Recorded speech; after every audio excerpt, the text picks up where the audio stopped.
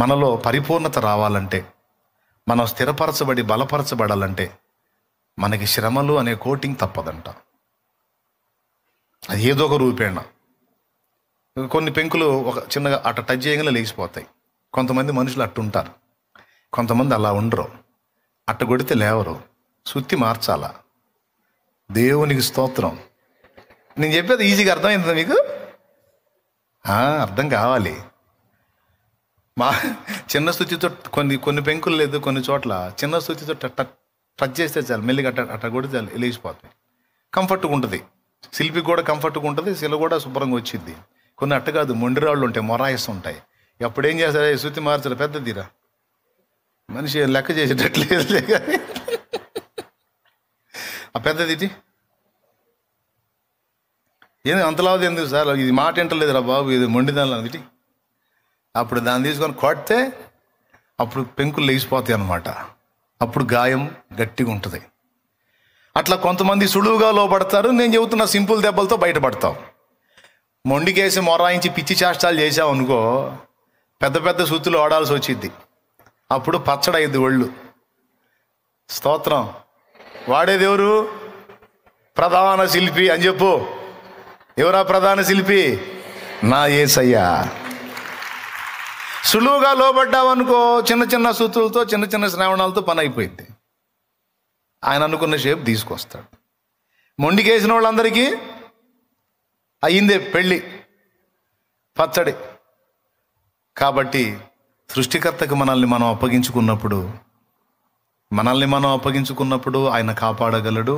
మనం ఎవరిని అప్పగిస్తామో వారిని కూడా ఆయన రక్షించగలడు.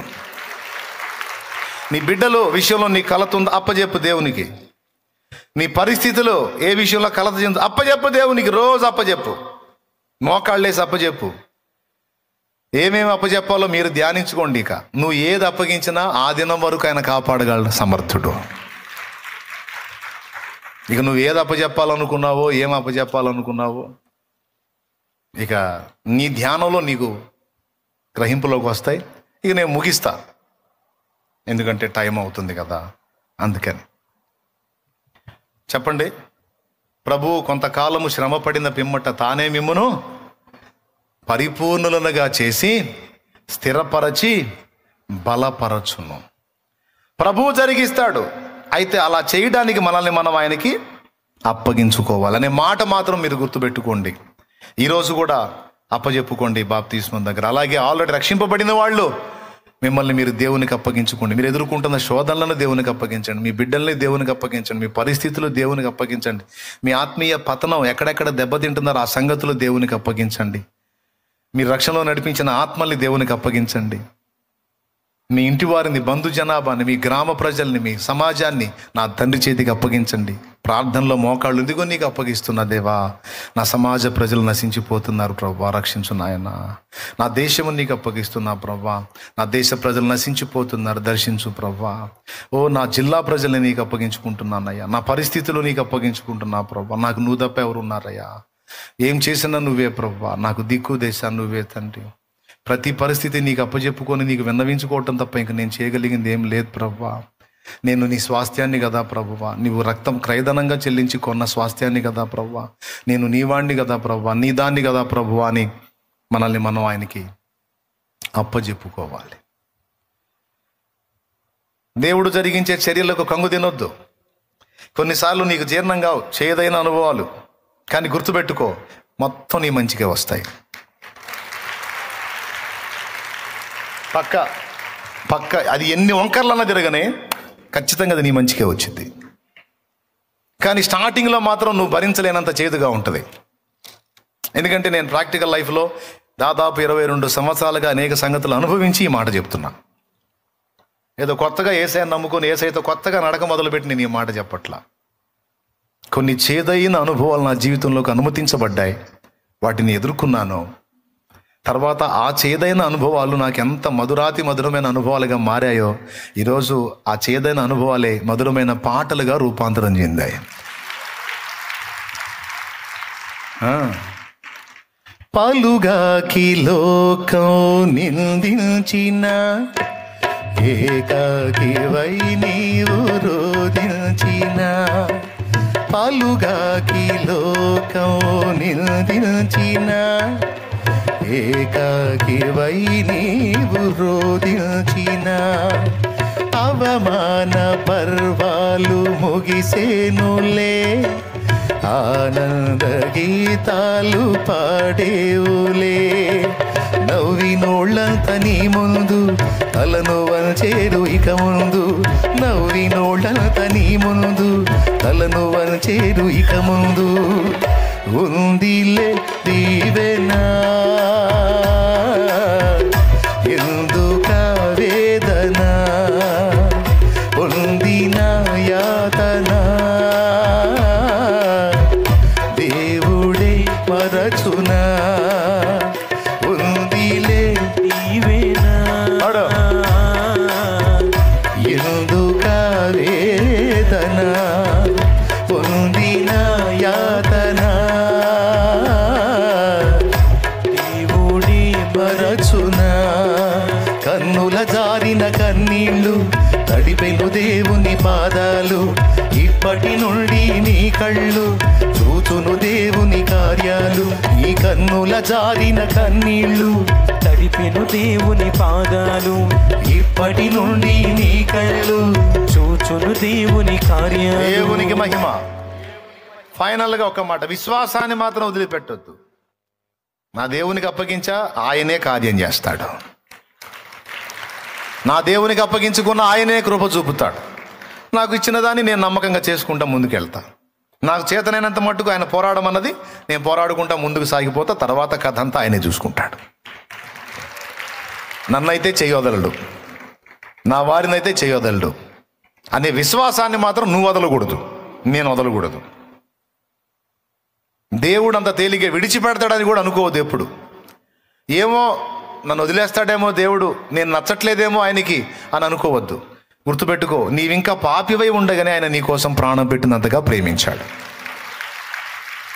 ఇంత మార్పు చెందిన నిన్ను ఇప్పుడు అసహించుకుంటాడా? మరి నిశ్చయముగా నిన్ను ప్రేమిస్తాడు. ఇంకా లోటుపాట్లు ఉన్నాయా నీలో? ఇంకా దుళ్ళగొట్టాల్సిన లోకమని తప్పకుండా దుళ్ళగొడతాడు. ఆమేన్.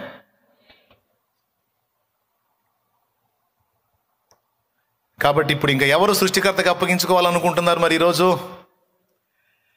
ఇక మారు మనసు పొంది, బాప్తిస్మం పొంది, జీవగ్రంథంలో పేరు సంపాదించుకొని ఆయన రాజ్య వారసుడిగా, వారసురాలిగా, ఏమండి, చెక్కబడినటువంటి రాతి వలె, చెక్కబడిన స్తంభము వలె దేవుని ఆలయములో, దేవుని మందిరములో స్థానము సంపాదించుకోవడానికి ఎవరు ఇష్టపడుతున్నారో లేచి నిలబడండి. ఇక బాప్తిస్మానికి రెడీ.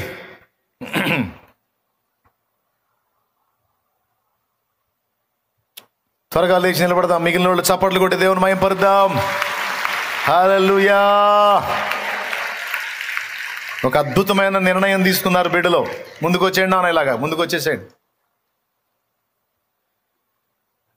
దేవుని పరిశుద్ధాత్మ ప్రేరణలో నేను ఇచ్చినటువంటి పిలుపును గైకొని మారు మనసు పొంది పాప క్షమాపణ నిమిత్తం బాప్తిస్మం పొంది దేవుని రాజ్య వారసుడు, వారసురాలు కావడానికి పురుషులు ఈ పక్కన, స్త్రీలు ఈ పక్కన.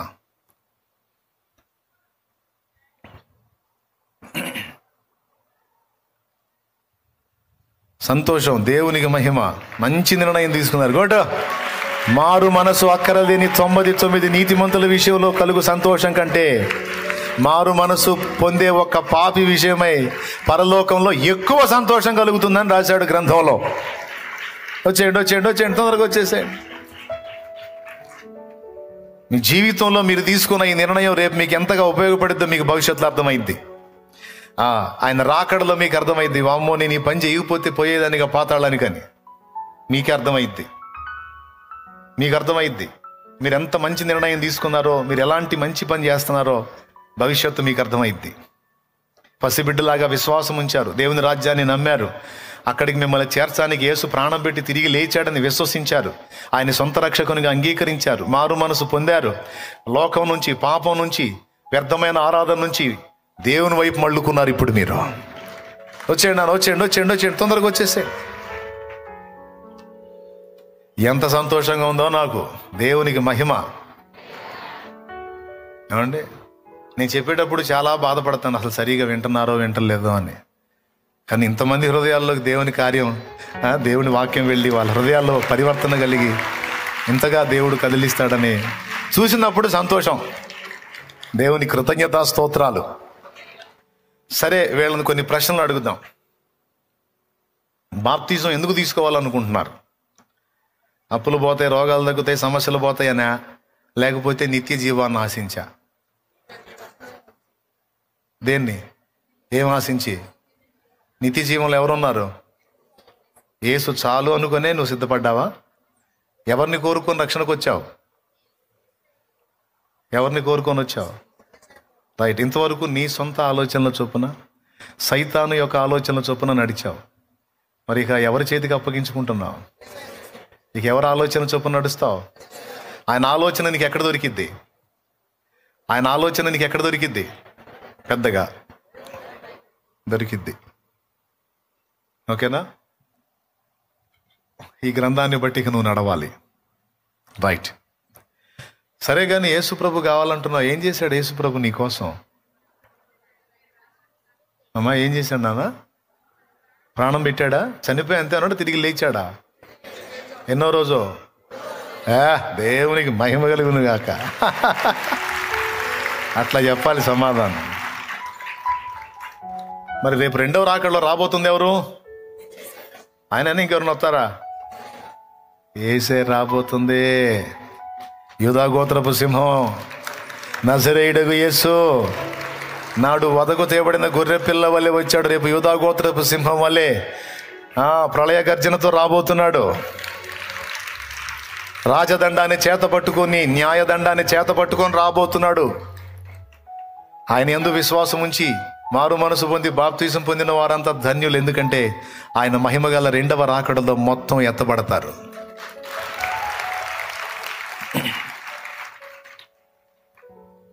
గుర్తుపెట్టుకోండి. ఎంతవరకు విశ్వాసంలో ఉంటారు? ఎంతవరకు? ఒక సమయం చెప్పండి. ఎంతవరకు? 4 రోజుల? పోనీ 4 నెలల? 4 సంవత్సరాల? పెద్దగా చెప్పాలి. అంతేనా? ఆవేశంతో నిర్ణయాలా, లేకపోతే ఆలోచించే నిర్ణయమా? ఆవేశ నిర్ణయాలు కాదు. ఎవరో రెచ్చగొడితే ఒళ్ళు పొంగి వచ్చింది కాదు. దేవునికి స్తోత్రం. పూర్తిగా ఆలోచించుకొని, వివేచించుకొని, ఇక జీవితకాలం యేసుతోనే నడవాలి అని నిర్ణయించుకొని ముందుకు వచ్చారు. అలా వాళ్ళే చప్పట్లు కొట్టట్లా. ఏందో మరి ఇలా సమాధానాలు ఎంత అద్భుతంగా ఉన్నాయి, మీరేమో చప్పట్లు కొట్టట్లా. ఎంత సంతోషించాలండి. ఒక్క వ్యక్తి దేవుని వైపు తిరిగితే ఎంత సంతోషమో దేవుడికి. చనిపోయిన నా కుమారుడు తిరిగి బ్రతికాడు అని ఆనందపడతాడు. చనిపోయిన నా కుమార్తె తిరిగి బ్రతికింది. దూతలారా సంతోషించండి, పరలోకమా సంతోషించు, నా బిడ్డలు నన్ను కోరుకున్నారు. వాళ్ళకి లోకంలో చాలా ఆకర్షణ ఉంది, కానీ అది వద్దన్నారు. నేను కావాలా నా బిడ్డలు, కానీ వచ్చారు, అదిగో నా బిడ్డలు అని నా తండ్రి సంతోషపడతాడు. నా పిల్లలు నన్ను కోరుకొని వచ్చారు. నా ప్రేమ వాళ్ళకి అర్థమైంది, నా త్యాగం వాళ్ళకి అర్థమైంది, నా సిలువ వాళ్ళకి అర్థమైంది, దాని విలువ వాళ్ళకి అర్థమైంది. అదిగో నా బిడ్డలు నా తట్టు త్రిప్పబడ్డారు. దూతలారా సంతోషించండి, పరలోకమా సంతోషించు అంటాడు నా యేసయ్య. ఎంత ఆనందపడతాడో, ఎంత ఆనందపడతాడు. ఇదంతా ఏంటో తెలుసా? సిలువకు దేవుడిచ్చిన ఫలం. సిలువ, యేసు సిలువ త్యాగానికి పరలోక తండ్రి ఇచ్చిన ఫలం మనమే. మీకు తెలుసా, ఆనాడు సిలువలో యాతన పడేటప్పుడు, ఆనాడు సిలువలో ఆయన రక్తమంతా కార్చేటప్పుడు, ఆ శ్రమను అనుభవించేటప్పుడు ఆయన ఎవరిని చూసుకున్నాడో తెలుసా? ఆయన నిన్ను చూసుకున్నాడు. నిన్ను చూసుకున్నాడు. నేను ఈ యాతన భరిస్తే నా బిడ్డ బతుకుతుంది, నేను ఈ యాతన భరిస్తే నా కుమారుడు బతుకుతాడు. ఇదిగో వానిని నేను చూచి ఉన్నాను, వాని కోసం నేను ఇప్పుడే వెల చెల్లిస్తున్నాను, వాని కోసం నేను ముందే వెల చెల్లిస్తున్నాను. ఒక్కొక్కడు అంటాడు, అప్పుడెప్పుడో సిలువలో ప్రాణం పెడితే ఇప్పుడు ఎట్ట చెల్లిద్దని. ఒరే దరిద్రుడా, ఒరే దరిద్రుడా, సంవత్సరానికి ముందు బిల్లు కట్టే అవకాశం లేదా? హోటల్ ఉందండి, తిండి ఉందండి, సంవత్సరానికి ముందే నేను సంవత్సరం మొత్తం తినేదానికి బిల్లు కట్టొచ్చా, కట్టకూడదా? మీకోసం పండగ చేసుకుంటారు, కడితే కట్టొచ్చు కదా. అట్లాగే భూత భవిష్యత్తు వర్తమాన కాలాలకు సరిపోయిన బిల్లు యేసయ్య సిలువలో చెల్లించాడు. ఎవరిని చూశాడో తెలుసా? ఆ సిలువలో నిన్ను చూశాడు. నువ్వు బతుకుతావని, నువ్వు బతికిపోతావని, నువ్వు నరకం తప్పించుకుంటావని నిన్ను చూశాడు, నన్ను చూశాడు. నువ్వు ఊహించగలవా? కల్వరి సిలువలో ఆయన వేలాడుతున్నప్పుడు ఆయన కళ్ళల్లో నువ్వు ఉన్నావని. కానీ ఇది నిజం. ప్రసవ వేదన పడి మరణాన్ని చవి చూస్తున్న తల్లి పుట్టబోయే బిడ్డని ఊహించుకొని ఆ బాధను భరించింది. నేను ఈ బాధను భరిస్తే, ఈ నొప్పిని తట్టుకుంటే ఇంకా కొన్ని గంటల్లో లేదా కొన్ని నిమిషాల్లో నా వంటి మనుషుడు ఒకడు భూమి మీదకి వస్తాడు. నా బిడ్డ.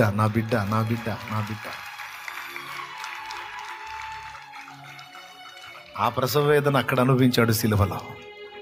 ఆ వేదనను అనుభవించినప్పుడు ఎవరిని చూశాడు? నన్ను చూశాడు. ఒకవేళ ఆయన అలా వెల చెల్లించకపోతే మనం నరకం తప్పించుకునే దారే లేదు.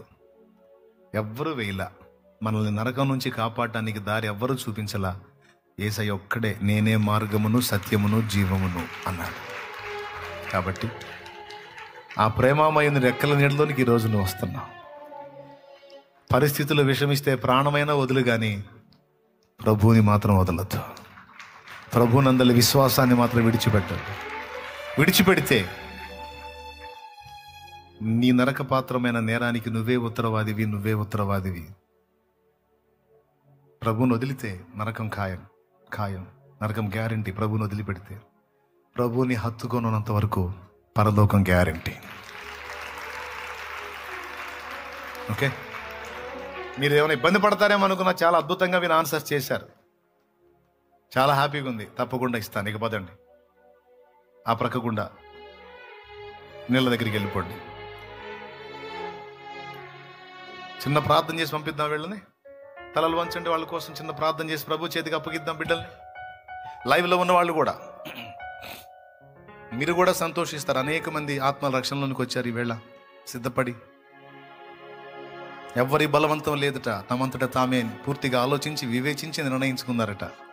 వారే సాక్ష్యం ఇచ్చారు ఇంతమంది ముందు. పరిశుద్ధ తండ్రి, నీకు వందనాలు. ఇది నిజంగా సంతోషించాల్సిన కార్యము తండ్రి. ఎంతోమంది హృదయాలు తమంతట తాము పరివర్తన చెంది నీ ఆత్మచేత దర్శించబడి నీ రాజ్య పౌరులగున్నట్లుగా ఇదిగో నీ రక్తములో పాపాలు కడిగేసుకొని క్రొత్త జన్మ అనుభవంలోనికి రావడానికి ఇష్టపడి నీ పాదాల చెంతకు వచ్చారు. నీ బిడ్డల్ని నీ రక్తముతో కడుగు, పరిశుద్ధ ఆత్మతో అభిషేకించు, నీ వాక్కుతో స్థిరపరచు, నీ ఆత్మతో నడిపించు. వారిని, స్త్రీలని, పురుషుల్ని, యవనుల్ని, వృద్ధుల్ని నీ చేతికే అప్పగిస్తున్నాం. అంతము వరకు నీవు కాపాడగలవని నమ్ముతున్నాం. మమ్మల్ని మేము కూడా, మా పరిస్థితుల్ని, మేము ఎదుర్కొంటున్న శోధనలని, శ్రమల్ని కూడా నీ చేతికి అప్పగిస్తున్నాం. నీ చేతికి అప్పగిస్తున్నాం మా బిడ్డల్ని, నీ చేతికి అప్పగిస్తున్నాం మా సమస్యల్ని, నీ చేతికి అప్పగిస్తున్నాం మా ప్రాబ్లమ్స్ని, నీ చేతికి అప్పగిస్తున్నాం మా అప్పుల్ని, నీ చేతికి అప్పగిస్తున్నాం మా వ్యాధుల్ని. నీవు సమాధానం ఇయ్యగలవని నమ్ముతున్నాం. నీ యందు విశ్వాసం ఉంచిన మా విశ్వాసము సిగ్గుపరచబడదు అని నమ్ముతున్నాం. నీ చేతికి అప్పగిస్తున్న మార్పు చెందని మా వ్యక్తుల్ని, వాళ్ళని నీవు మార్చగలవని నమ్ముతున్నాం. కృతజ్ఞతలు చెల్లిస్తాం. మా బిడ్డలు నీ వేళ నీ చేతికి అప్పగిస్తుండగా ఒక శిల్పి శిలను శిల్పంగా మలచినట్టు నీ బిడ్డల్ని, నన్ను, మమ్మల్ని మలచమని కృతజ్ఞతలు చెల్లిస్తాం. యేసు ప్రశస్త నామంలో అలా మలచబడి నీ మందిరములో పాత్రలై, నీ మందిరములో గోడకు నిర్మించబడిన రాళ్ల వల్లే, స్తంభముల వల్లే మమ్మల్ని అందరినీ చేసి నీ మహిమతో మమ్మల్ని నింపమని, నీ మహిమతో మమ్మల్ని నింపమని, నీ మహిమతో మమ్మల్ని నింపమని. గాయపరచబడిన రాళ్ళు, వేరుపరచబడిన రాళ్ళు ఓ సంతోషించి కేకలు వేసినట్లుగా మేమంతా నిన్ను బట్టి కేకలు వేసి సంతోషించినట్లు మా మీది కూడా దిగి రమ్మని యేసు నామములో ప్రార్థిస్తున్నాం తండ్రి. ఆమేన్.